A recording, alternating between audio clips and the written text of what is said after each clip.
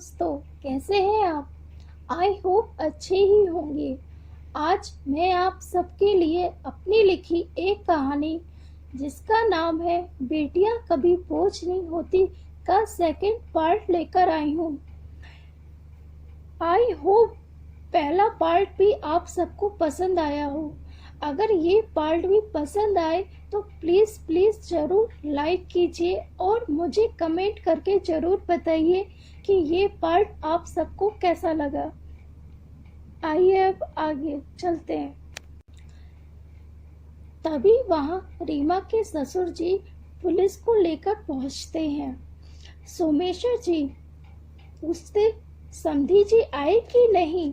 तब रीमा कहती, पापा जी अभी तक तो आए नहीं है। तब इंस्पेक्टर रीमा और उसकी माँ का बयान लेकर चले जाते। ऐसा करते करते शाम हो गई, पर रीमा के पापा का अभी तक कुछ भी पता नहीं चल पा रहा था। सब बहुत हैरान परेशान से बैठे थे। पुलिस भी अपनी तरफ से सारी कोशिश कर रही थी, पर रिजल्ट शून्य ही था। तभी दरवाजे की घंटी बजती। सबकी नजरें दरवाजे पर चली गईं। घर के बड़े दामाद जैसे ही दरवाजा खोलते तो सामने देखते उनके ससुर जी खड़े हैं। वो उन्हें देखकर बहुत खुश हो जाते और अपने ससुर जी का हाथ पकड़कर उन्हें अंदर ले आते। अपने पापा को सही सलामत देखकर तीनों बहनें अपने पापा के गले लग जाती। बहुत देर तक तीनों ऐसे ही लगी रहती। ये देखकर सबकी आंखों में बहुत आंसू आ जाते। तीनों लड़कियां अपने पापा को सोफे पर बैठाती। तभी नीरज दौड़कर किचन से पानी लेकर आ जाता और अपने ससुर जी को देते हुए कहता, पापा जी ये लीजिए, पहले पानी पी लीजिए, फिर बताइए आप अभी तक कहाँ थे? तब प्रमोद जी की आंखों से लगातार आंसू बहते जा रहे।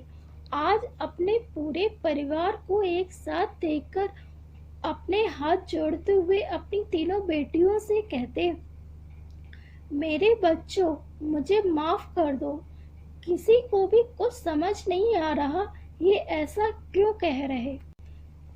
तब मानसी कहती, पापा ये आप क्या कह रहे हैं? हमसे ऐसी क्या गलती हो गई जो आप ऐसा कह रहे हैं? तब तक सोमेश्वर जी भी पुलिस के साथ घर आ जाते। इंस्पेक्टर साहब प्रमोद जी से पूछते, अब तक आप कहाँ थे? इसके बारे में पूछते। तब प्रमोद जी कहते, इंस्पेक्टर साहब हमें माफ कर दीजिए, हमारी वजह से आपको इतनी परेशानी हुई। हम एक पार्क में जाकर बैठ गए थे।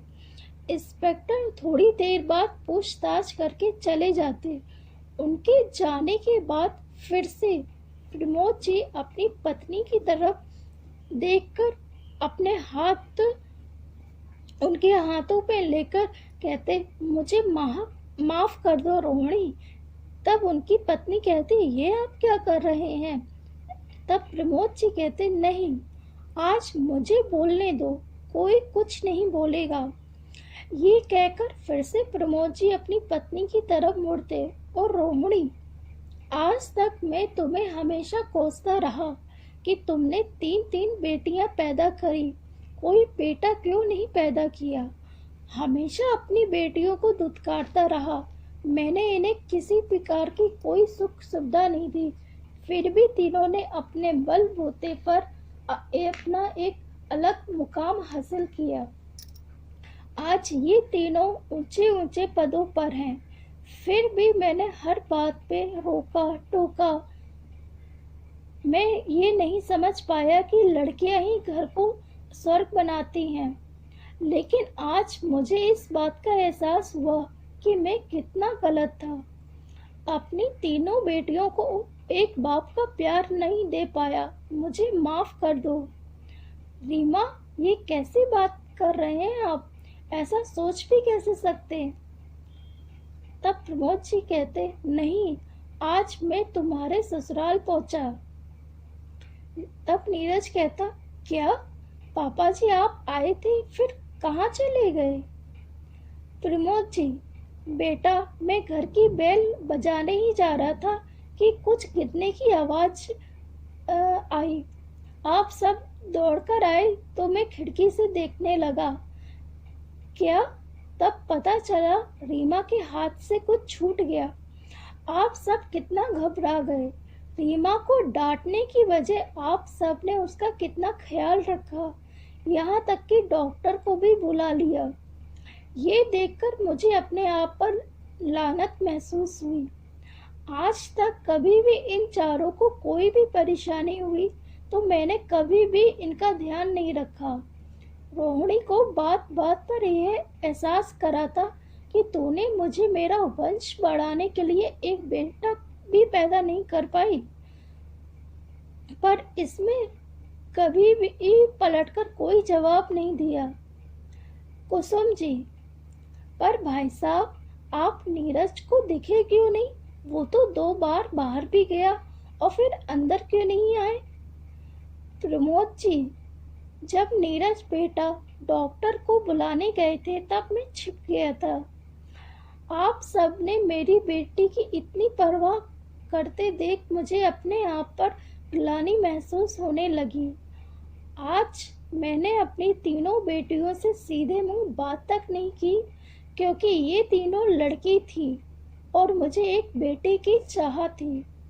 पर जब आप सबका प्यार रीमा के लिए देखा तब मुझे समझ आया मैं तो अपनी बेटियों को बेकार में ही बोझ समझता था। आज जाना बेटियां कभी बोझ नहीं होती, वो तो लक्ष्मी होती हैं, वो भी 2-2 घरों की। मैंने कोई अच्छे कर्म करे होंगे जो मुझे बेटियों के साथ साथ 3 दामादों के रूप में बेटे मिले। अच्छा हुआ जो मेरा कोई बेटा नहीं है। आज जब मैं चला गया तब ये दोनों मेरी खबर सुनकर इतनी दूर से आ गई। शायद बेटा होता तो वो भी नहीं आ पाता। प्रमोद जी अपनी तीनों बेटियों से हाथ जोड़ते हुए, बेटा मुझे माफ कर दो। तीनों बेटियां, नहीं पापा ये आप मत करिए, आपके गुस्से में भी हमें आपका प्यार दिखता था। ऐसा क्यों कह रहे हैं कि आपने हमें हर वो सुविधा नहीं दी? फिर तीनों अपने पापा के गले लगकर रोने लगती। तब सोमेश्वर जी कहते, समधी जी ऐसा आप मत सोचिए, आपने अपनी बेटियों को बहुत अच्छे संस्कार दिए। इन 2 महीनों में मैंने बहुत समझ चुका हूँ। आप अपने दिल पर कोई बोझ ना रखिए। प्रमोद जी, ये तो आपका बड़प्पन है। एक बार फिर से माफी चाहता हूँ, आप सबको मेरी वजह से बहुत परेशानी हुई। सोमेश्वर जी, अब आप ये गलत कह रहे हैं। हम अब एक परिवार हैं। अगर आपको कोई परेशानी आएगी तो हम भी परेशान होंगे। चलिए, शायद आपने सुबह से कुछ नहीं खाया होगा। कुसुम जी, जी मैं समझ गई। कुसुम जी इशारा पाकर किचन की तरफ चल देती। ये देखकर रोहिणी जी, अरे बहन जी ये आप क्या कर रही हैं? मैं सब कर लूंगी। कुसुम जी, अरे हम एक परिवार हैं और अभी आपको भाई साहब को देखना है, हम सब मिलकर कर लेंगे। पर परवर कुछ नहीं। चलिए आप बताते जाइए, हम सब मिलकर खाना बनाएंगे। सोमेश्वर जी विक्की से, विक्की जी पापा जाओ पूनम को भी ले आओ, वो वहाँ अकेली परेशान हो रही होगी।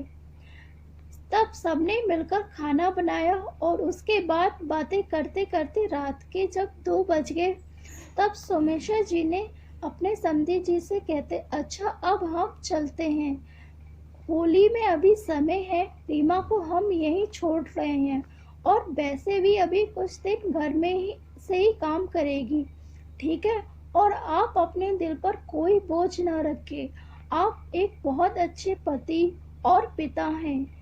ये कहकर सोमेश्वर जी अपने समधी जी को गले लगाकर अपने घर के लिए निकल जाते। सुबह को दोनों लड़कियां भी वापस चली जाती क्योंकि उनके ऑफिस से छुट्टी जो नहीं मिली, पर होली पर आने के लिए सबने कहा। प्रमोद जी अपने कमरे में अपनी पत्नी से कहते, आज सही में मुझे ये एहसास हुआ कि बेटियां कभी भी अपने माँ बाप पर बोझ नहीं होती। आज समधी जी ने मेरी आंखें खोल दी और ये कहकर उन्होंने अपनी पत्नी को सीने से लगा लिया। आई होप मेरी ये कहानी आप सबको पसंद आए, तो प्लीज़ ज़रूर लाइक कीजिए और मेरे चैनल को ज़रूर सब्सक्राइब कीजिए। धन्यवाद।